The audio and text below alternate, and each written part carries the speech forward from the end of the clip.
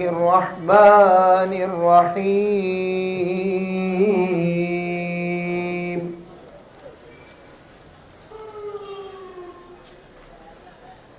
إنا أعطيناك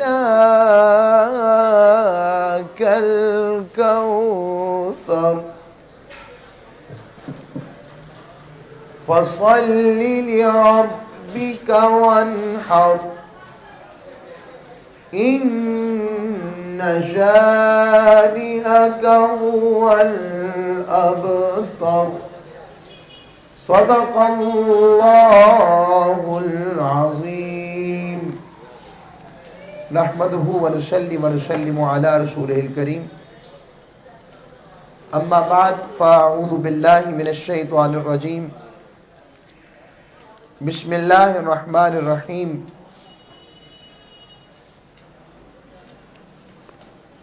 قال الله تبارك وتعالى في القرآن المجيد إن الذين يغضون أصواتهم عند رسول الله أولئك الذين امتحن الله قلوبهم للتقوى لهم مغفرة وأجر عظيم وصدق رسوله النبي الأمين الكريم اللہ رب العزت کا بے پائے لطف و کرم اور عنایت و رحمت ہے، جن کی توفیق سے ہمیں یہ ہفتہ وار درس قرآن مجید فرقان حمید کی نشست نصیب ہوتی ہے، اور معین سینٹر منٹ گمری روڈ لاہور پر یہ نشست منعقد پذیر ہوتی ہے۔ ہم لوگ سورہ حجرات کو اپنا مضمون بنائے ہوئے ہیں،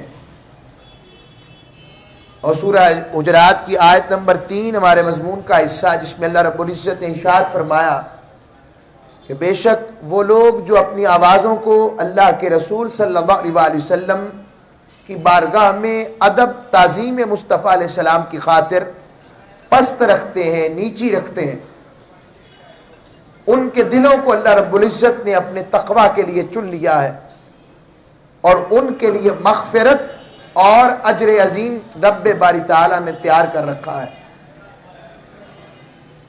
اس حوالے سے اصحاب مصطفیٰ علیہ السلام کی کیفیت اس محبت میں کیا تھی، ان واقعات کو ہم قرآن و حدیث کی روشنی میں لے رہے تھے۔ اسی حوالے سے حضرت اتما رضی اللہ تعالیٰ عنہ، اتما عین تا میم ہا، اتما اپنے والد سے روایت کرتے ہیں کہ انہوں نے بیان کیا کہ ایک دن حضور اکرم صلی اللہ علیہ وسلم گھر سے باہر تشریف لائے تو انصار میں سے ایک آدمی آپ کو ملا اور عرض کی، یا رسول اللہ صلی اللہ علیہ وسلم، میرے ماں باپ آپ پر قربان ہوں۔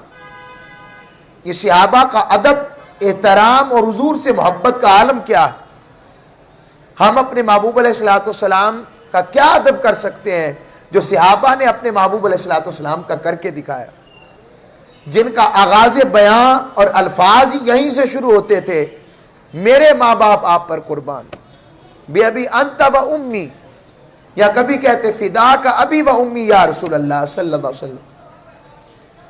آپ کے چہرے اقدس کو دیکھ کر عرض کی، یا رسول اللہ، آپ کے چہرے اقدس کی حالت نے مجھے پریشان کر دیا ہے، اس کی وجہ کیا ہے؟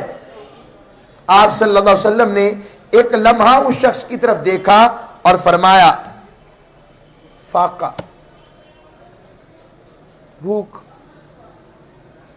آقا علیہ السلام نے کئی دنوں سے کھانا نہیں کھایا تھا۔ اب یہ عالم حضور علیہ السلام نے خود اختیار کیا۔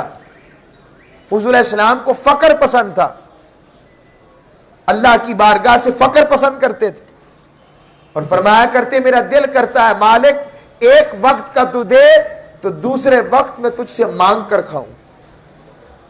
ایسا توکل اپنے مالک کے ساتھ تھا۔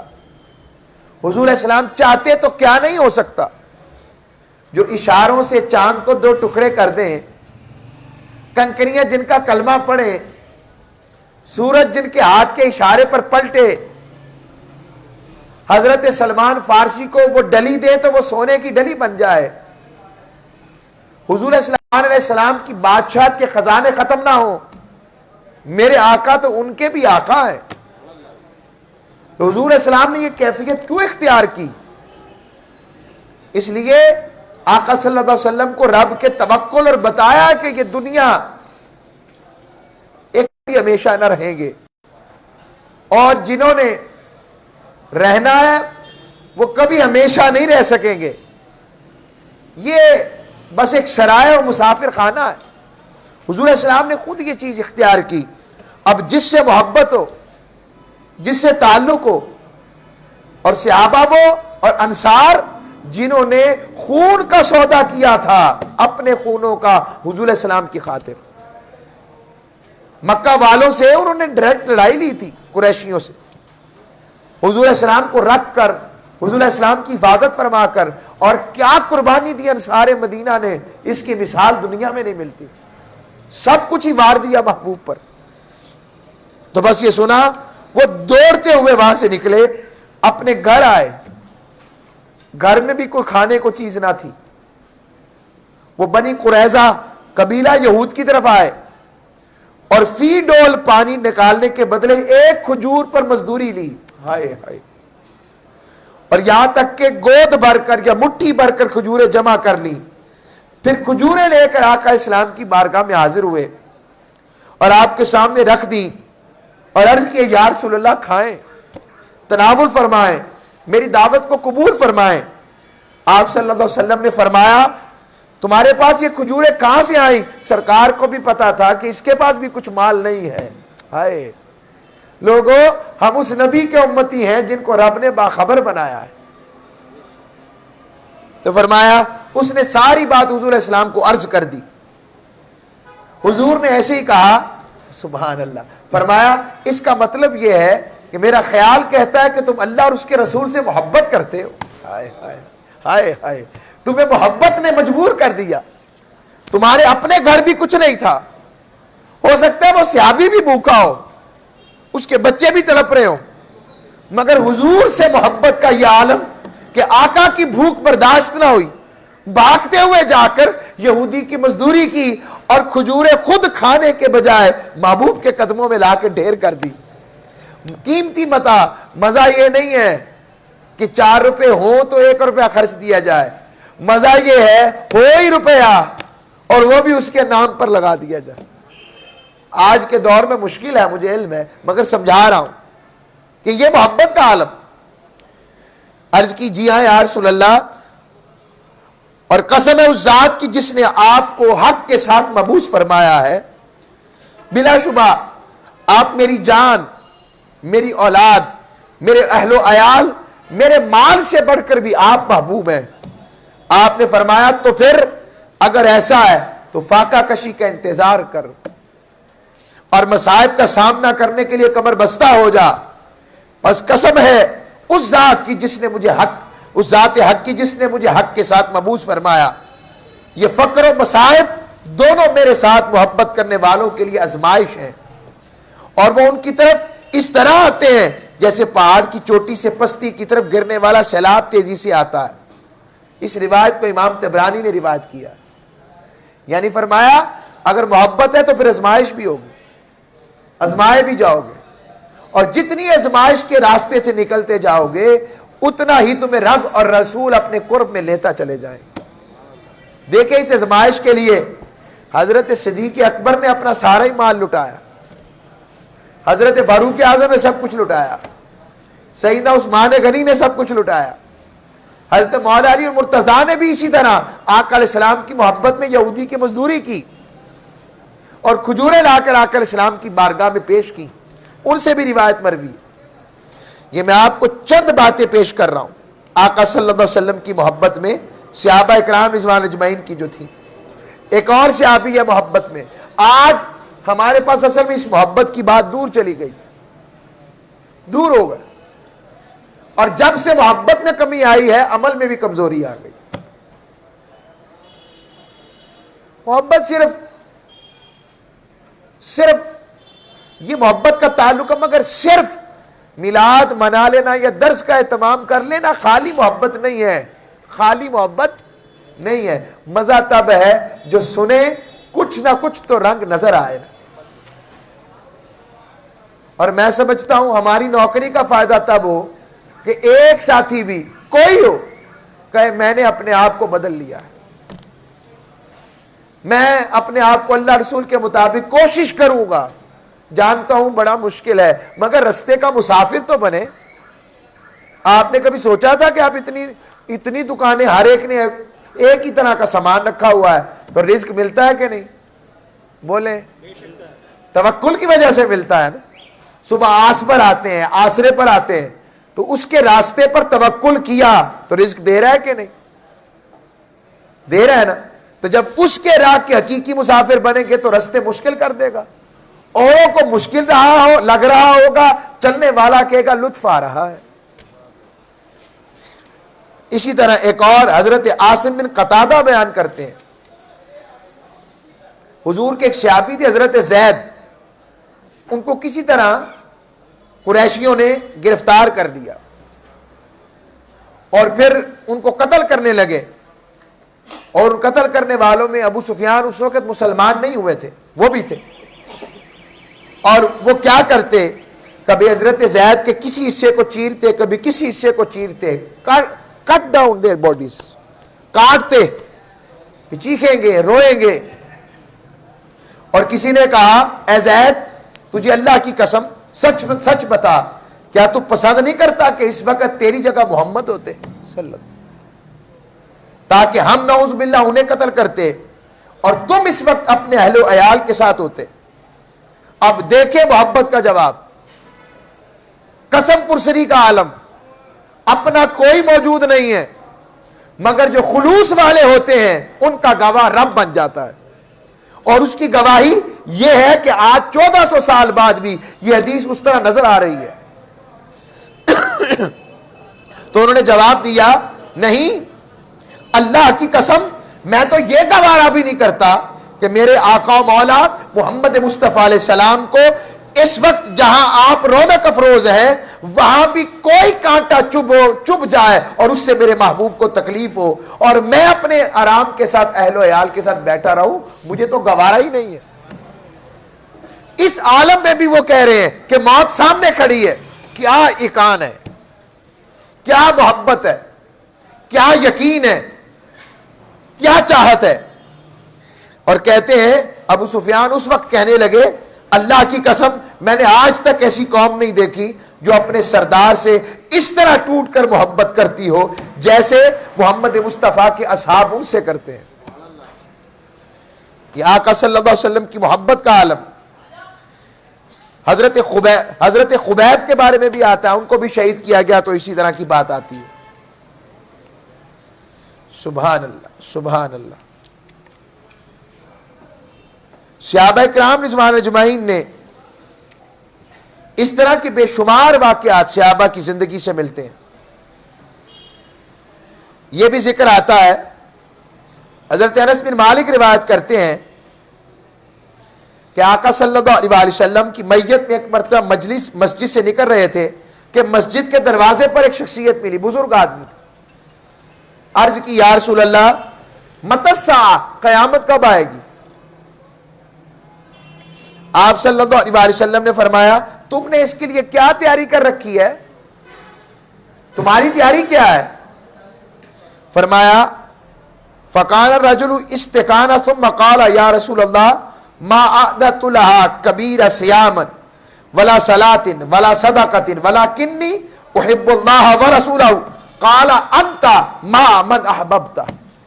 فرمایا یا رسول اللہ محبت کی بات عمل کی بات کرے تو کوئی بڑی نمازیں نہیں ہیں، بڑے روزے نہیں رکھے میں نے، بہت زیادہ صدقہ نہیں کیا. اب اس میں ایک ذہن میں سوال یہ پڑھ کر کئی لوگ بے راہ اور بغیر کسی استاد کے جب پڑھا جائے گا تو علم نافع تب تک سمجھ نہیں آئے گا جب تک نفع والوں کے پاس بیٹھ کر سنا نہیں جائے گا. اب کوئی یہ پڑھ کر کہہ دے حدیث او جی نماز نہ بھی پڑھے تو کوئی بات نہیں، روزہ نہ بھی رکھے تو کوئی بات نہیں، زکوٰۃ نہ بھی دے تو کوئی بات نہیں، میں فلانے پیر صاحب کے پاس بیٹھ جاتا ہوں نماز ہو گئی. پیر صاحب نے پوچھا تہاڈی نماز؟ کہا میری بھی ہو گئی۔ وہ کہاں ہوگی؟ ہم تو مدینے نماز پڑھتے ہیں۔ تو پھر روٹی بھی وہیں کھا لیا کر۔ روٹی کھانے کے لیے یہاں بیٹھتا ہے مرید کے ڈیرے پر۔ میں پیروں کی بات کر رہا ہوں، اللہ والوں کی نہیں۔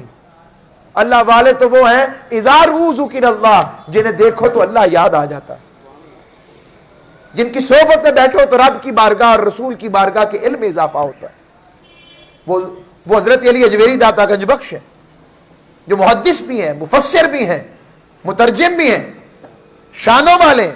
حضرت شیخ عبد القادر جیلانی، امام احمد بن حنبل، امام شافعی، امام مالک، امام ابو حنیفہ رضی اللہ تعالیٰ عنہ، اور کتنے نام لوں، رابع بصری، حضرت حسن بصری، حبیب عجمی، معروف کرخی، رضوان الاجمعین علیہ رحمان، کتنے ہیں۔ اور یہ لوگ صرف ایسے نہیں تھے کہ آنکھیں بند کر کے تسبیح چلاتے رہتے تھے، نہیں، یہ لوگ محدث بھی تھے، مفسر بھی تھے، عالم بھی تھے، فقیہ بھی تھے۔ کرامت جو ہے نا وہ ولیوں کے لیے ایسے ہی ہوتا ہے جیسے پاؤں کی دھول، گاڑی چلتی ہے تو دھول نہیں اڑتی، تو دھول کی مانند کرامت ہونا بڑی بات نہیں ہے لوگوں۔ آقا علیہ السلام کے رنگ میں رنگے ہونا اور شریعت کا پابند ہونا، یہ سب سے بڑی کرامت ہے۔ لکھا اولیاء نے، بہت سے لوگ ہیں آسمانوں پر اڑے، کوئی پریشان نہ ہونا، آسمان پہ مکھی بھی اڑتی ہے، کوئی زمین پر، کوئی پانی پر چلے، کوئی پریشان نہ ہونا، مچھلی بھی چلتی ہے۔ ان سے پوچھا پھر خیر کی بات کیا ہے؟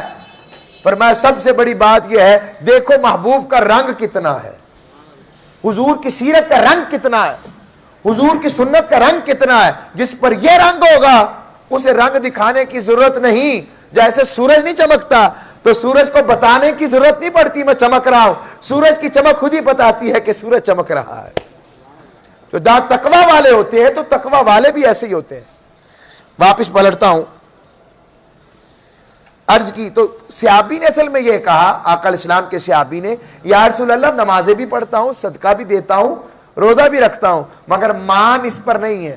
ہو حضور کا صحابی اور بے نمازی، صحابی بنا ہی تھا جب اسے حضور کی دیدار کی عادت پڑ گئی ہے، اور جسے محبوب کے دیدار کی عادت پڑ جائے وہ چھوڑ سکتا ہے؟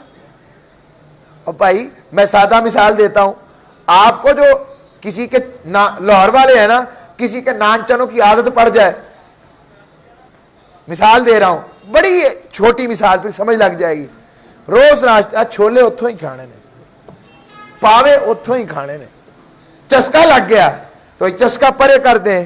جس کو محبوب کی زیارت کا چسکا ہو، آقا علیہ السلام کے دیدار کے تڑپ آ جائے، یوسف علیہ السلام کو تک کر زنان مصر اپنی انگلیاں کاٹ بیٹھی، ایک دفعہ دیکھا ساری انگلیاں کاٹ بیٹھی، ادھر تو میرے آقا خود ہیں جو یوسف علیہ السلام کے بھی آقا ہیں، ان کا عالم کیا ہوتا ہوگا۔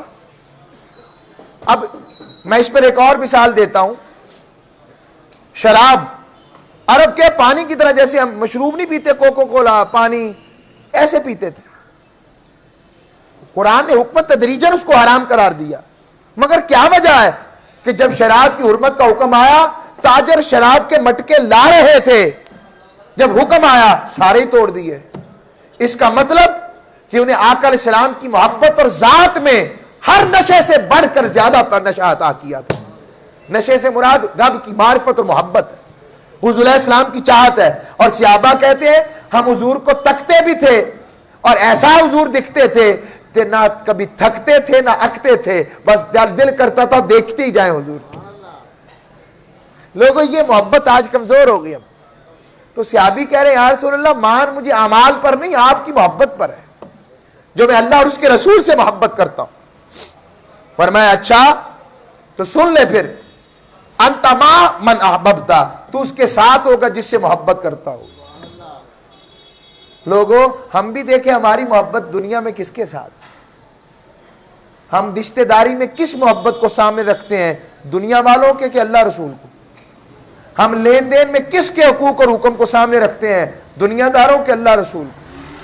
ہم اپنے ذاتی معاملات میں کس کو سامنے رکھتے ہیں، اللہ رسول کو کہ اپنے ذاتی نفس کو؟ دیکھتے جائیں، اپنے معاملات سے لے کر زندگی تک دیکھیں، ہم کتنا اپنے آپ کو دور کرتے جا رہے ہیں اور دعویٰ ہے اللہ ہم پر کرم نہیں کرتا، یہ کم کرم ہے کہ اس کی غفلت میں اس کی حکم عدولی بھی کر رہے ہیں مگر وہ پھر بھی ہم پر عذاب نہیں بھیج رہا، یہ اس کے کرم کی بات ہے۔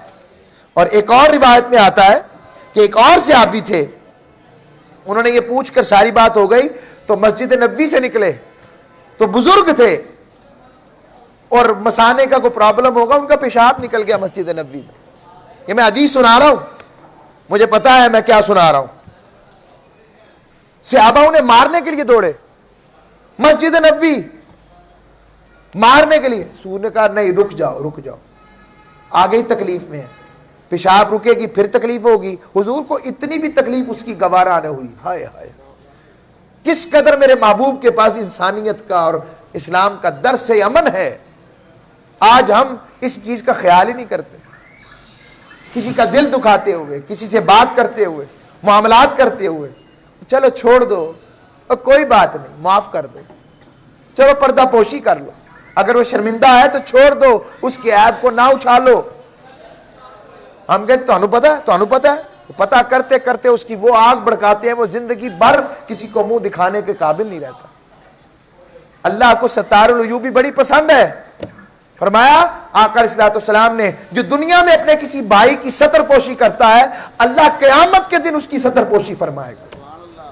جو دنیا میں کسی کے مشکل حاجت روائی کرتا ہے، مشکل دور کرتا ہے، اللہ قیامت میں اس کی خود حاجت روائی اور مشکل دور فرمائے۔ تو وہ پیشاب نکل گیا، وہ کر لیا، حضور نے پانی کا حکم دیا، پانی بہاؤ، اسے بلایا، کہا اللہ کے گھر میں ایسے نہیں کرتے۔ صحابہ سمجھے کوئی سازش ہی نہ ہو، یہاں پر اس حقیقت میں اور مسجد نبوی کی حرمت کو پامال کرنے نہ آیا۔ حضور نے دیکھا کہ نہیں، وہ جو محبت کی بات کر چکا، تمہیں نہیں پتا کہ اللہ رسول سے محبت کرتا۔ آئیں ہم بھی اپنی محبت کو ایسا کریں کہ ہمارے عمل میں وہ خیر نظر آئے۔ آقا صلی اللہ علیہ وسلم کی میں نے حدیث مسجد میں بھی بیان کی کئی دفعہ، حضور علیہ السلام کے، شاید پچھلی دفعہ بیان کی ہو، حضور علیہ السلام کی بارگاہ میں ایک حبشہ کی حبشی عورت تھی، وہ حضور کے مدینہ نبوی میں جھاڑو دیتی تھی، مسجد نبوی۔ وصال ہو گیا، رات کو دفنا دیا، حضور آرام فرما تھے۔ حضور نے پوچھا وہ میری نظر نہیں آ رہی وہ جھاڑو پھیرنے والی؟ فرمایا یا رسول اللہ وہ تو وصال کر گئی، فوت ہو گئی۔ فرمایا مجھے بتایا کیوں نہیں؟ فرمایا ہم نے کہا یا رسول اللہ، کہاں وہ جھاڑو پھیرنے والی اور کہاں آپ کے لیے وقت، آپ کا وقت قیمتی ہے۔ فرمایا نہیں، اٹھو، ہو میرے مسجد نبوی کی جھاڑو پھیرنے والے ہمارے کرم سے خالی رہ جائے؟ ایسا کیسے ہو سکتا ہے؟ حضور صحابہ کے ساتھ جا کر اس کی قبر پر دوبارہ نماز جنازہ پڑھایا حضور۔ آؤ ہم بھی اپنی زندگیاں بہتر کریں۔ انشاءاللہ ہم اگلے مضمون کو اگلی دفعہ شروع کریں گے اور ایک نئے انداز میں حضور کی بارگاہ کے ادب کی بات کو لائیں گے انشاءاللہ تعالی۔ اللہ ہم سب کو عمل والا رکھے۔ وما علیہ الا البلاغ المبین۔ آپ کا کوئی سوال وغیرہ ہوا؟ محمد وعلی آلہ وصحبہ وبارک۔